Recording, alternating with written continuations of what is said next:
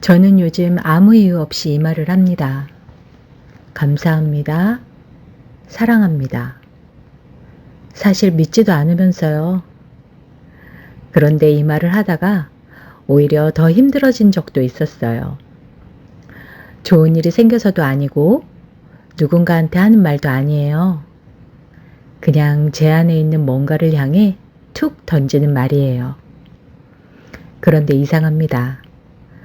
믿지도 않으면서 하는 이 말이 어떤 날은 진짜로 뭔가를 녹여요.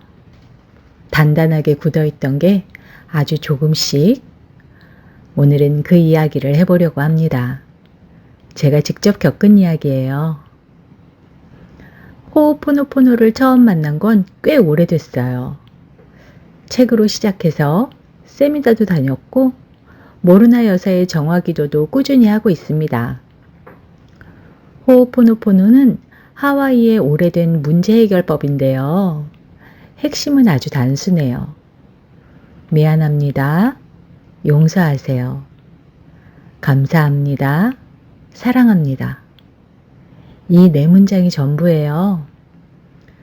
처음 이걸 배웠을 때 솔직히 좀 의아했어요. 이게 뭘 바꾼다는 거지? 이 말 몇 번 한다고 뭐가 달라져? 사실 이걸 하면서 더 혼란스러워진 순간도 있었습니다. 그런데 호오포노포노에서는 이렇게 말해요. 우리가 경험하는 모든 것, 내 삶에서 일어나는 모든 문제는 사실 내 안에 저장된 기억에서 온다고요. 내가 겪은 현실은 외부에서 오는 게 아니라 내 무의식 안에 쌓인 기억들이 바깥으로 재생되는 거라는 거예요. 이게 처음엔 쉽게 납득이 안 됐습니다. 저 사람이 나한테 잘못한 건데 왜 내 문제라는 거지? 내가 왜 미안해야 해? 그런데 호오포노포노의 창시자 모르나 여사는 이렇게 말했어요. 우주에서 나와 공명하는 것은 모두 나의 책임이다. 내 앞에 나타난 사람, 내 앞에 펼쳐진 상황, 그것은 내 기억이 만들어낸 것이다. 처음엔 억울하게 느껴질 수 있어요. 내가 뭘 잘못했다고? 그런데 이걸 다르게 보면 내 앞에 펼쳐지는 일들이 사실은 내 무의식이 이것 좀 봐, 이것 좀 봐줘 라고 꺼내놓은 거예요. 해결하라는 게 아니라 그냥 봐달라고요. 알아줘서 고맙다고 해달라고요. 그래서 정화를 해요. 해결하려는 게 아니에요. 이해하려는 것도 아니고요. 그냥 미안합니다. 용서하세요. 감사합니다. 사랑합니다. 이 말을 신성한 존재를 향해 혹은 내 무의식을 향해 그냥 반복하는 거예요. 그리고 호오포노포노에서 제가 가장 좋아하는 부분이 있습니다. 감정을 억지로 만들지 않아도 된다는 거요. 믿지 않아도 괜찮고 아무 느낌이 없어도 괜찮습니다. 그냥 말하면 된대요. 모르나 여사는 또 이렇게도 말씀하셨어요. 정화는 마음으로 하는 게 아니다. 입으로 혹은 마음속으로 그 말을 내뱉는 것만으로도 충분하다. 신성한 존재가 나머지를 한다. 그 말이 참 마음이 놓였습니다. 잘해야 한다는 부담 없이 그냥 해도 된다는 게 지쳐있는 날에도 무감각한 날에도 좀 억울한 날에도 그냥 중얼거리기만 하면 된다는 게 그런데 오랫동안 이걸 하면서 어느 날 이런 의문이 생겼어요. 왜 되는 걸까? 감정도 없고 믿지도 않는데 그냥 말만 반복하는데 왜 뭔가가 실제로 달라지는 걸까? 그 답은 뒤에서 얘기할게요. 호오포노포노에는 우니이필이라는 개념이 있어요. 내면 아이 들어보셨죠? 내 무의식 깊은 곳에 있는 아주 어린 나. 모든 기억을 저장하고 있는 그 아이. 저는 이 우니이피리를 처음 만났을 때 솔직히 감당이 안 됐습니다. 그 아이를 처음 만나고부터는 정화 속도가 어마어마했어요. 길을 걷다가도 엉엉 울고, 밥을 먹다가도, TV를 보다가도 아무 이유 없이 감정이 주체할 수 없게 솟구쳤어요. 어떤 날은요, 길을 걷다가 별거 아닌 음악이 딱 귀에 들려왔는데 그게 그렇게 슬픈 일인지 길 한가운데서 대성통곡을 하고 있었습니다. 지나가는 사람들이 다 쳐다봤겠죠? 그런데 그때는 그게 신경도 안 쓰였어요. 그냥 나오는 거예요. 막을 수가 없었습니다. 그러더니 꿈을 꾸기 시작했어요. 내가 문제라고 여기는 딱 그 사건이 시리즈로 계속 이어지는 거예요. 자고 일어나서 정화하고, 울다 지쳐 쓰러지면 또 이어서 꿈을 꾸고, 그게 반복됐어요. 매일이요. 정말 매일. 마치 온 우주가 이렇게 말하는 것 같았어요. 이제 내 무의식에 날 것을 보여줄게. 다 꺼내줄게. 자, 다 봐봐. 그 시기가 얼마나 됐는지도 모르겠습니다. 한 달이었는지, 2달이었는지. 그냥 매일 울고, 꿈꾸고, 정화하고, 또 울고. 그러다 보면요, 호호포노포노의 그 네 마디가 어느 순간 정말 절실하게 느껴져요. 처음엔 그냥 말로 했는데, 그때는 달랐어요. 내가 이렇게 힘든 줄 몰랐어. 정말 미안해. 나를 용서해 줄 수 있겠니? 고마워. 사랑해. 엉엉 울면서 저절로 나온 말입니다. 만들어낸 게 아니에요. 그때 알았어요. 아, 이게 정말 정화구나. 감정을 실으려 한 게 아니었는데, 믿으려고 한 것도 아니었는데 그냥 하다 보니까 어느 순간 진짜가 되어 있었습니다. 그런데 어느 날 베개에 머리만 붙이면 골아 떨어지던 제가 잠을 못 자는 거예요. 분명히 지쳐 있었는데 눈이 안 감겨요. 그래서 우니이피리한테 물어봤습니다. 왜? 왜 잠을 못 자? 가만히 들어보니까 또 꿈꿀까봐 그러는 거예요. 꿈에서 또 그 기억을 만날까봐. 그제서야 알았습니다. 아, 이 아이가 이렇게 무서웠구나. 나는 정화가 된다고 좋아하고 있었는데 이 아이는 그게 무서웠구나. 그래, 무서웠구나. 많이 무서웠구나. 안 해도 괜찮아. 오늘은 그냥 자도 돼. 한참을 토닥거려줬습니다. 그렇게 잠이 들었는데 그날부터 꿈을 안 꾸는 거예요. 어제까지만 해도 온 우주가 무의식을 보여주려 했는데 뚝! 그냥 끊어져 버렸습니다. 우니이피리를 불러도 대답이 없는 듯 했어요. 조용했습니다. 너무 조용해서 오히려 이상할 정도요.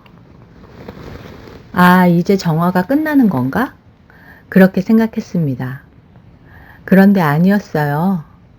정화가 끝나겠구나 했던 제 예상이 상산이 부서지는 순간이었습니다.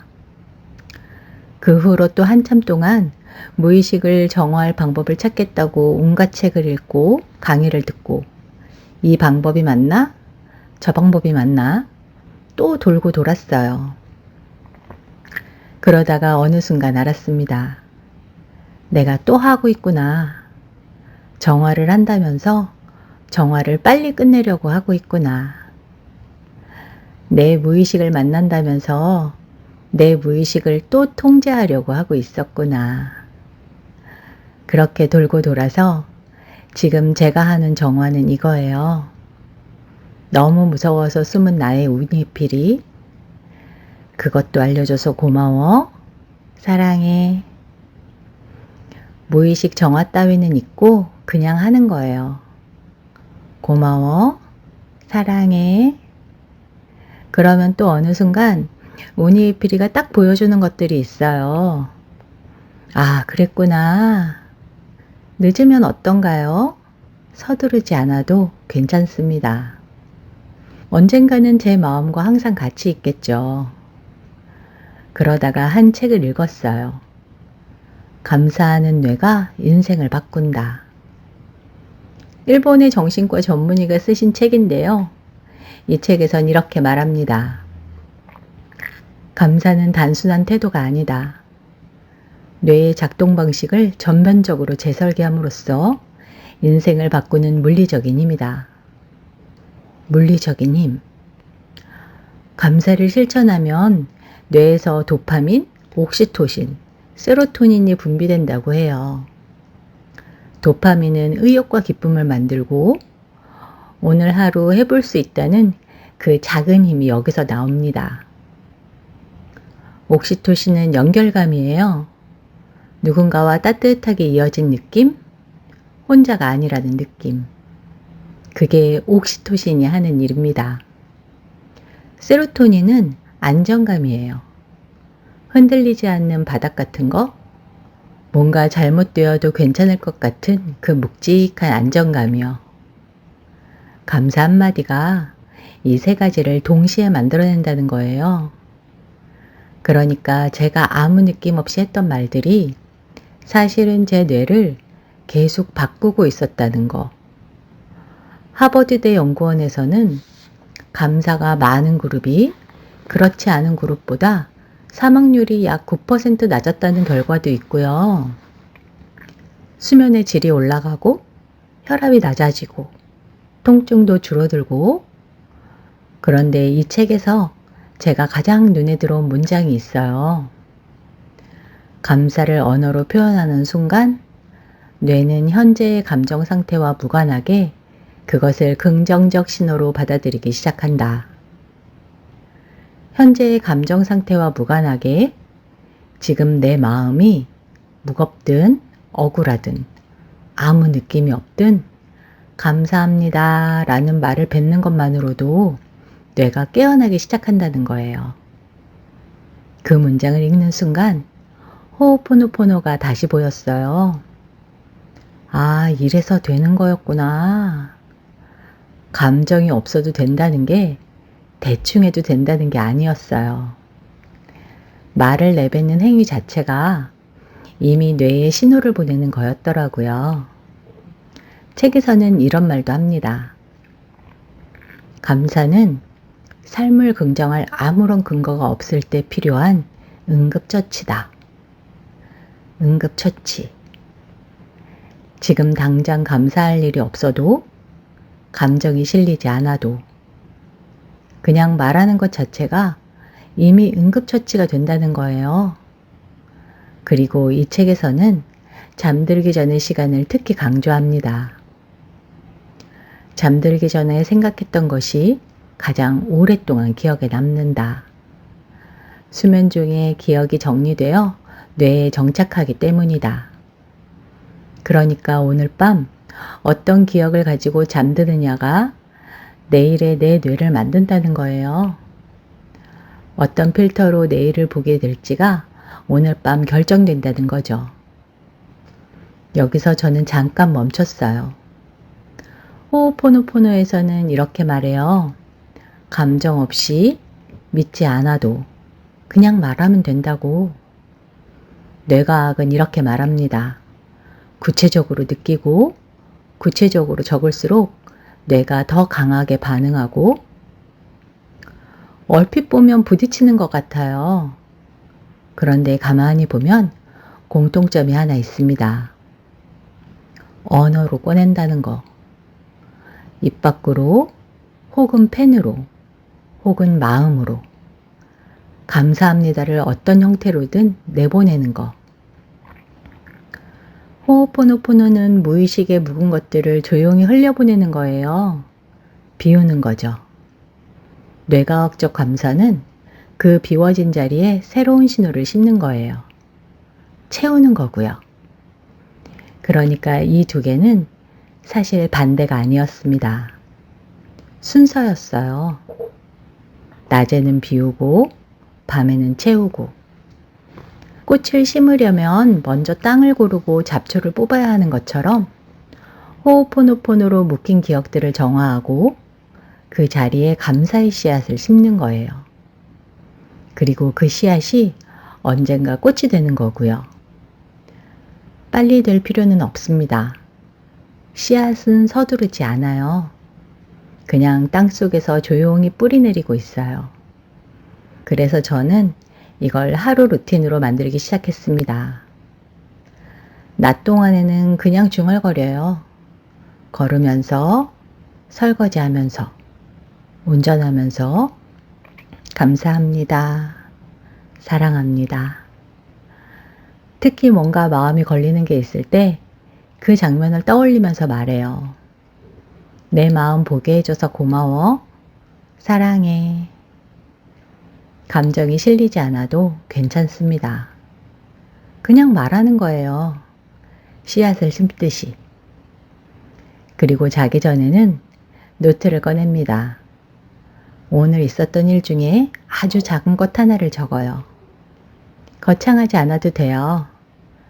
따뜻한 커피 한 잔이 맛있었다든지, 지나가다 본 꽃이 예뻤다든지, 오늘 하늘이 유독 파랬다든지, 아니면 누가 잠깐 웃어줬다든지, 그냥 딱 3줄이요. 한 줄씩 짧게. 억지로 길게 쓰려 하지 않아요. 그걸 적으면서 그 순간을 한 번 더 느껴봅니다.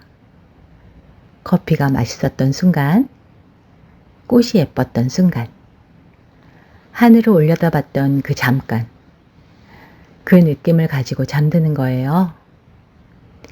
자기 전에 뭘 생각했는지가 수면 중에 기억으로 정착이 되니까 오늘 밤 내 뇌에 새겨지는 기억이 감사의 기억이면 좋겠다 싶어서요. 처음엔 솔직히 잘 안 됐어요. 노트를 꺼내놓고 멍하니 앉아있는 날도 있었고, 오늘 감사한 게 뭐가 있었지? 생각도 안 나는 거예요.